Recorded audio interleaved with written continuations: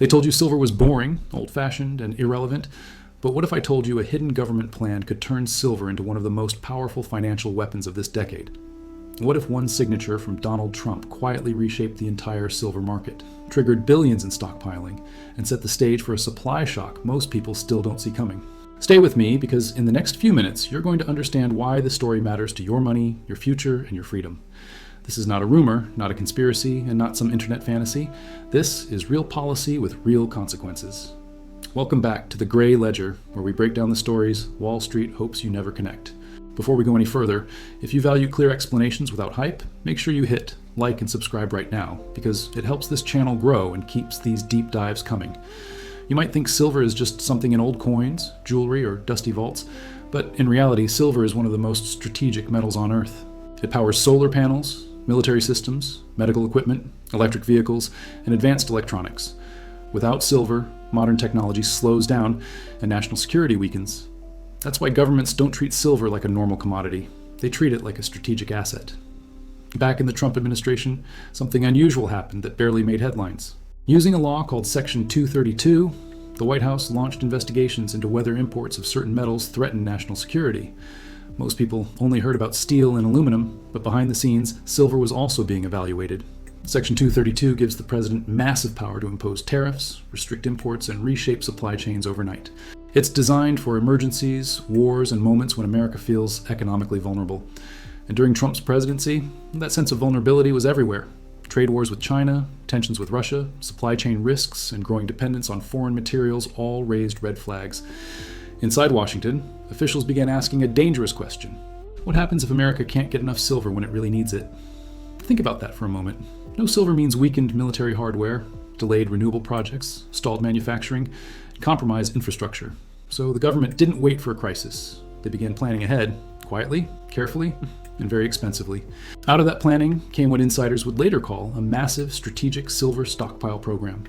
A program that would eventually be valued at roughly $2.5 billion. Not announced in flashy speeches, not debated on cable news, but built through regulations, contracts, and behind-the-scenes decisions. While most investors were watching stocks and crypto, the government was accumulating physical silver, piece by piece, shipment by shipment, vault by vault. This wasn't about quick profits, this was about long-term control. And once you understand that, everything about the silver market starts to look different. In the next part, I'll show you exactly how Section 232 opened the door for this program, who benefited the most, and why the public barely noticed it happening. When Section 232 investigations expanded beyond steel and aluminum, it gave federal agencies a powerful excuse to dig deep into every critical material flowing into the country. Silver quietly moved higher on that list, not because of headlines, but because of classified reports and internal risk assessments. Analysts inside the Department of Commerce began mapping where America's silver really came from. What they found was unsettling. A large percentage was imported. Much of it passed through unstable regions. Some of it depended on geopolitical rivals, and very little was fully under American control.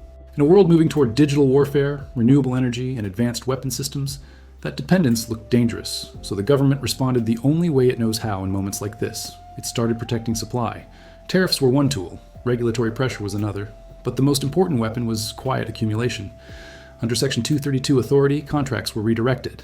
Suppliers were encouraged to prioritize domestic channels. Stockpiling programs were expanded, and federal buyers entered the silver market with deep pockets and zero publicity. Imagine trying to buy millions of ounces without driving prices up. That's exactly what they attempted to do. They spread purchases across multiple agencies. They worked through intermediaries. They used long-term agreements. They avoided public announcements. To the average investor, nothing looked unusual. Prices moved slowly. Volume looked normal. News coverage stayed silent. But behind the scenes, physical silver was leaving circulation. Vaults were filling, reserves were growing, and very few people realized it. Mining companies noticed first. They saw unusual demand patterns. They received long-term purchase requests that didn't match normal market behavior. Refiners noticed too. Large buyers wanted consistency, security, and confidentiality. Not speculation, not leverage, not short-term trades. Real metal, delivered, stored, protected. This is how strategic stockpiles are built in the modern era. Not with dramatic announcements, but with paperwork, logistics, and patience. At the same time, tariffs under Section 232 made foreign silver more expensive. That pushed buyers toward domestic and approved sources. It also discouraged dumping cheap supply into U.S. markets. Slowly, the supply pool tightened. Not overnight, not dramatically, but steadily. And that's the most dangerous kind of change, and the kind most people don't notice until it's too late.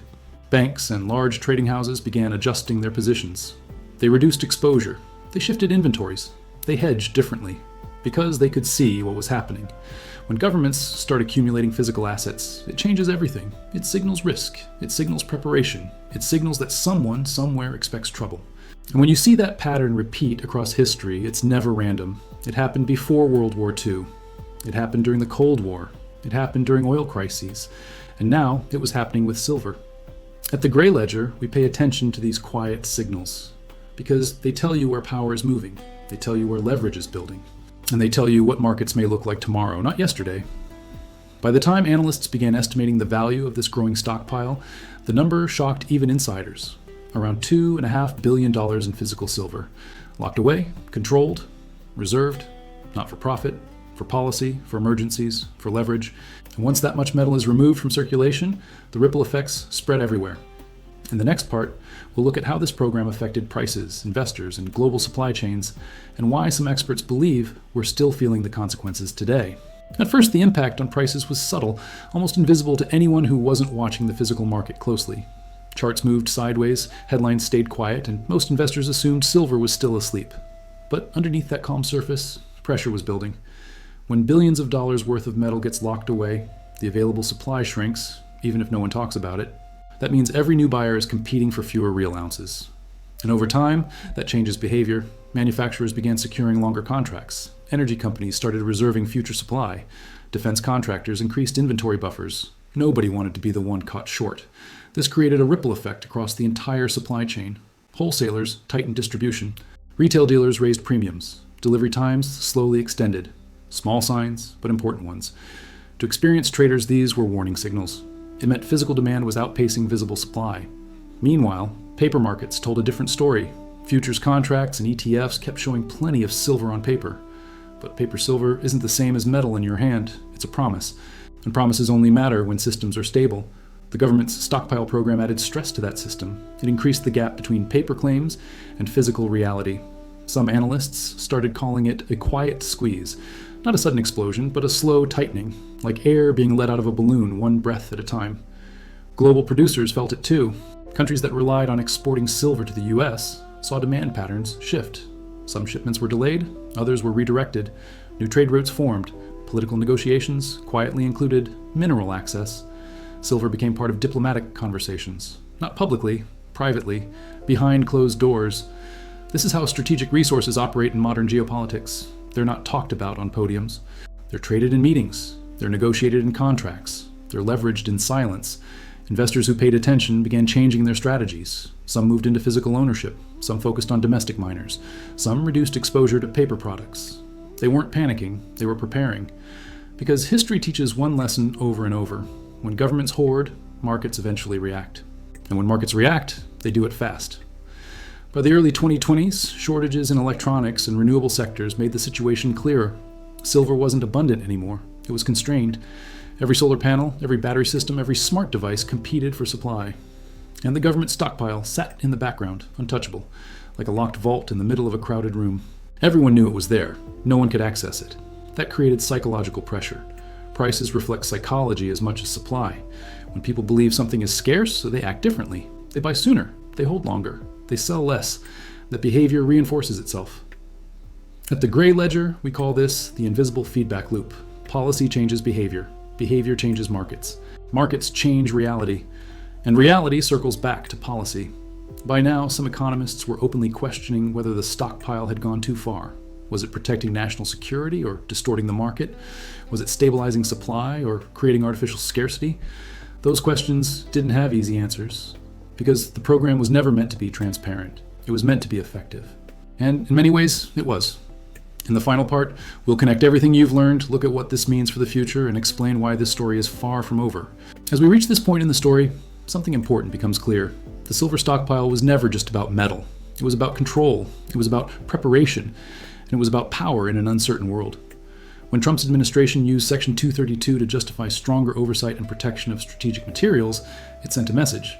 America was no longer willing to depend blindly on foreign supply. It wanted insurance. It wanted leverage. It wanted options. And silver became one of those options. Today, that stockpile still exists in one form or another. It may shift between agencies, it may be reclassified, it may be partially released or expanded, but the mindset behind it remains. Governments don't give up strategic assets easily. Once they start hoarding, they rarely stop. For everyday investors, this creates a strange situation. On the surface, silver still looks like a normal commodity. It trades daily, it moves with inflation, it reacts to interest rates, it follows economic news. But beneath that surface, part of the supply is permanently locked away, removed from true market circulation, and that changes the math. It means future shortages can happen faster. It means price spikes can be sharper. It means volatility can increase without warning, because buffers are smaller than they appear. It also means paper markets are more fragile than most people realize. When too many claims chase too little metal, confidence becomes everything. And confidence is easy to lose. One shock, one crisis, one supply disruption, one geopolitical conflict, and suddenly everyone wants physical delivery. That's when hidden pressures become visible. That's when quiet programs become front-page news. We've seen this pattern before, with oil, with rare earths, with semiconductors, with energy. Strategic resources always move from ignored to essential overnight. Silver is no different. The $2.5 billion stockpile wasn't built for headlines. It was built for emergencies, for wars, for infrastructure failures, for technological races, for moments when supply chains break. And in a world that feels more unstable every year, those moments are becoming more likely. This doesn't mean silver will explode tomorrow. It doesn't mean prices will magically skyrocket next week. It means the foundation has shifted, quietly, permanently. And once foundations move, everything built on top eventually adjusts. For viewers of the Gray Ledger, this is why stories like this matter. Not because they predict the future perfectly, but because they reveal the forces shaping it. Most people only react when prices move. Smart observers watch policies, stockpiles, and incentives. That's where change begins. If you followed this story from the beginning, you now understand something most investors never will. Silver isn't just a shiny metal. It's a strategic asset sitting at the intersection of finance, technology, and national security. And when governments get involved at this level, nothing stays normal for long. So, the next time you see silver drifting quietly on a price chart, remember this.